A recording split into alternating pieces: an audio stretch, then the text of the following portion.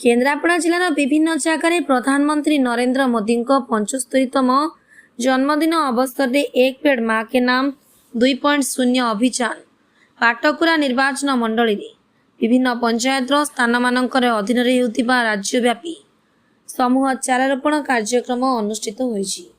एही परिप्रेक्षी तलकुसुमा पंचायत सरपंच प्रभात नलिनी जेना पूर्वतन सरपंच अशोक जेना पीओं उपस्थिति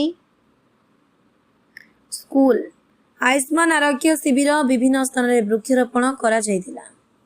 कलाबुदा पंचायत रे वीडियो आलोक सेठी जिला परिषद डली शतपथी सरपंच प्रज्ञा दास और पीओ एवं नड़ियापुरी पंचायत रे सरपंच संतोष कुमार महाली और पीओ पंचायत माँ मानक परिसर रे चारारोपण करुछंती।